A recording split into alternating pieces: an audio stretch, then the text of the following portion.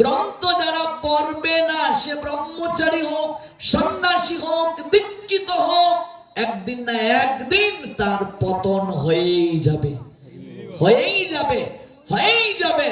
এই জন্য প্রতিদিন 1 ঘন্টা হলেও সবাইকে গ্রন্থ পড়ার অভ্যাস রাখতেই হবে, রাখতেই হবে। গ্রন্থ যে পড়বে না তার পতন হবেই হবে। কলি যে কোনো মুহূর্তে তাকে গ্রাস করবে। সে মন্দিরের পূজারী হোক, রক্ষা পাবে না। পূজা করতে করতে বিগ্রহকে সে জড়বস্তু ভাবতে শুরু করবে। গুরু সেবা করতে করতে গুরুকে সাধারণ মনুষ্য জ্ঞান করতে শুরু করবে, অপরাধ হয়ে যাবে। সে যদি প্রচারক হয়, গ্রন্থ যদি না পড়ে, নিজে হরি কথা যদি শ্রবণ না করে তার ঊর্ধ্বতন জ্যেষ্ঠ ভক্তের নিকট থেকে, তারও পতন হয়ে যাবে। কলিযুগে হরি নাম ব্যতীত জীবের আর কোনো গতি নেই। আপনি যত আচার অনুষ্ঠান করুন, নামকে যদি যত্ন করে না করেন, আপনার কোনোদিন ভক্তিতে অগ্রগতি হবে না। যে বাবা আমি তো অনেক সেবা করছি, আমি তো নাম করার সময় পাচ্ছি না, আমার তো নাম আজকে কমপ্লিট হয়নি, এই অজুহাত দেওয়া যাবে না। এই অজুহাত দিলেই পতন। নামটা আগে করে নিতে হবে। ঘুম থেকে উঠে স্নান যে করতে হবে এমন নয়। আজকে অসুস্থ মনে করুন, আপনি জ্বর এসে গেছে, স্নান করলে আপনার আরো ঠান্ডা লেগে যাবে, তাহলে আপনি কি করবেন? আপনি মন্ত্র স্নান করে হরি নামটা শুরু করে দিন। কিন্তু আপনি যদি সমর্থ হন অবশ্যই স্নান করবেন, যদি তখন না করেন আপনি কপট। কিন্তু আপনি অসুস্থ, আপনি মন্ত্র স্নান করেও সব কার্য করতে পারবেন। মন্ত্র স্নান সর্বশ্রেষ্ঠ স্নান। কিন্তু হরিনাম অবশ্যই করতে হবে। ভোর বেলায় হরিনাম করতে হবে। ব্রাহ্ম মুহূর্তে হরিনাম করার যে শক্তি, অন্যান্য সময় 1 লক্ষ গুটি টানলে যে কৃপা, ব্রাহ্ম মুহূর্তে 1 গুটি টানলে সেই কৃপা। করে দেখবেন। তুলসীকে পাশে রেখে হরিনাম করার সময় কথা বলা যাবে না। আপনি আপনার গৃহে একজন গুরুত্বপূর্ণ ব্যক্তিকে নিমন্ত্রণ করে নিয়ে এলেন, এবার আপনি তার সঙ্গে কথা না বলে অন্য মানুষের সঙ্গে কথা বলছেন, তিনি কি সন্তুষ্ট হবেন? তাই আপনি হরিনামের মাধ্যমে ভগবানকে ডাকছেন, তিনি এলেন, আর আপনি অন্য কারোর সঙ্গে কথা বলতে শুরু করে দিলেন, তিনি সন্তুষ্ট হবেন না। এজন্য হরিনাম করার সময় কথা বলা যাবে না, কথা বলা যাবে না। কত গুটি টানলে, কত মালা জপ করলে সেটি মুখ্য নয়। মুখ্য হলো কত মালা নিষ্ঠা সহকারে জপ করলে। আজকাল কে কত বেশি জপ, বাহাদুরি। আমি 64 মালা করি, আমি 32 মালা করি। এটা ফেসবুকে স্ট্যাটাস দেওয়ার দরকারটা কি? আজ গুরুদেবের কৃপায় 64 মালা করলাম, এটা ফেসবুকে দেওয়ার দরকারটা কি? ফেসবুকে দেয় গুরুদেব আমায় আশীর্বাদ করবেন। ফেসবুক কি তোর গুরুদেব? আজকাল যত আচার অনুষ্ঠান সব ফেসবুকে আশীর্বাদ চাওয়া হয়, ফেসবুকে কৃপা চাওয়া হয়। সব লোক দেখানো ধর্ম চলছে এখন, সব লোক দেখানো ধর্ম, সব লোক দেখানো। ভগবানকে ভোগ দেওয়ার আগে পর্যন্ত ভোগের ছবি ছেড়ে দেওয়া হয় ফেসবুকে। রান্না চলছে, ভিডিও করে করে রান্না করছে।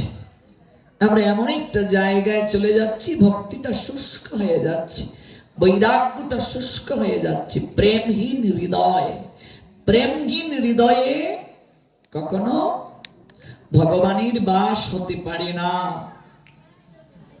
হেন কৃষ্ণ নাম যদি লয় বহুবার, তবে যদি প্রেম নহে নহে অশ্রুধার।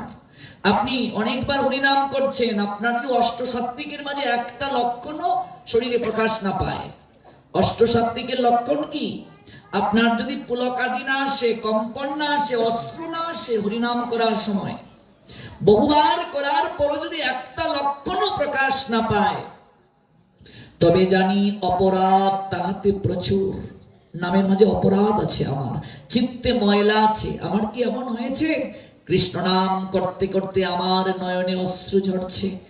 আচ্ছা, এমন কি হয়েছে আপনি কৃষ্ণ নাম করছেন, চারিদিক থেকে একটা সুন্দর গন্ধ আপনার নাসিকায় এসেছে, দিব্য গন্ধ? এমন হয়েছে কি? কোনো আভাস পেয়েছেন কি? যদি না হয় বুঝবেন আপনার নাম যাচ্ছে না ভগবানের কাছে, আরো আকুল হয়ে ডাকতে হবে, অবুঝ বাচ্চার মতো ডাকতে হবে, কেঁদে কেঁদে ডাকতে হবে ভগবানকে।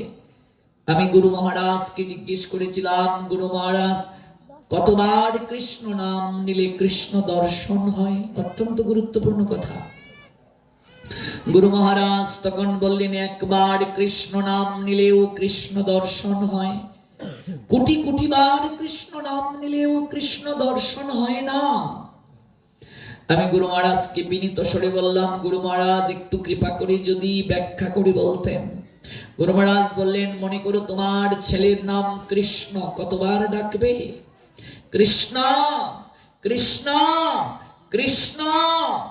যতবার আমার ছেলে আমার ডাকের উত্তর না দেবে ততবার ডাকবো, তাই তো? আপনি যখন জপমালা হাতে নিয়ে ডাকলেন হরে, রাধারানীর একটা নাম হরা, সম্বোধন পদ হরে, রাধারানীকে ডাকছেন।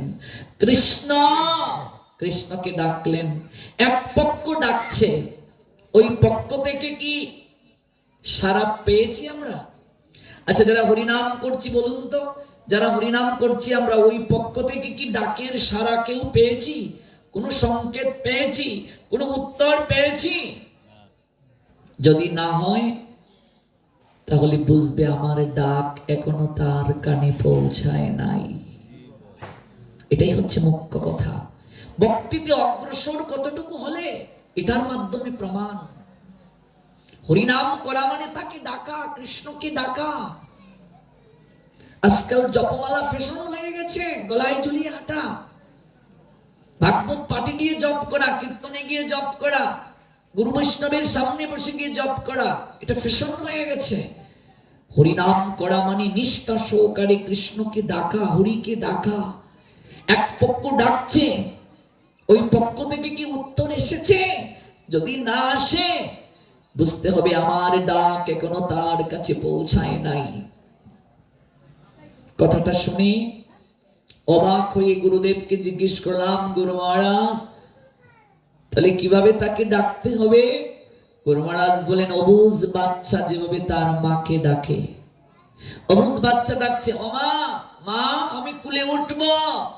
মা বলেন, একটু খেলা কর বাবা, আমার হাতের কাজটা সেরে তোকে কোলে নেব। এবার খেলনা দিয়েছেন মা। এবার বাচ্চা যদি খেলনা হাতে নিয়ে সে যদি ভুলে যায়, আর কি কোলে উঠতে পারবে? যেদিন থেকে জপমালা হাতে নেবে, ভক্তি জীবনে যাবে, ভগবান অনেক পরীক্ষা করবে আপনাকে। যদি এগুলো পেয়ে, কামনার দ্রব্যাদি পেয়ে ভুলে যান, আর কোনদিন ভবের গাঠে গোবিন্দের কোল প্রাপ্তি হবে না। ও মা আমি কুলে উঠবো, বলছি না একটু খেলা করতে, তারপর কুলে নেব। বাচ্চা যদি মায়ের কথা শুনে খেলায় মগ্ন হয়ে যায়, তাহলে কোনদিন তার পক্ষে আর মায়ের কুলে ওঠা সম্ভব নয়। কিন্তু সে যদি মাকে চিৎকার করে ডাকে, ও মা আমি খেলবো না, আমি কুলে উঠবো, কান্না যদি শুরু করে দেয়, মা তখন হাতের কাজ ফেলে দৌড়ে আসেন, আয় আয় বাবা আয়, আমার কোলে আয়, আমি পরে কাজ করব।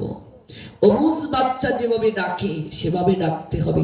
কৃষ্ণ নামের যে কত শক্তি রে বাবা, আমি আমার জীবনের অনুভূতি থেকে আপনাদের বলছি। একবার যদি এটাকে অনুভব করতে পারে, এটার মধ্যে যে কত শক্তি, তার সকল ভজন হয়ে যায়। কলিযুগে একমাত্র নামই সর্বশ্রেষ্ঠ। কেন বললেন? বৃহৎ নারদীয় পুরাণ, হরের নাম হরের নাম হরের নামৈব কেবলম, কলৌ নাস্তেব নাস্তেব নাস্তেব গতির অন্যতা। কেন কথাটা বললেন? বেশি দূরে নয়, এই আমাদের ভারতে বৈদ্যকুলে আবির্ভূত হয়েছিলেন যার নাম পরমেশ্বর দাস। পরমেশ্বর দাস ভারতে বৈদ্যকুলে কোথায় আবির্ভূত?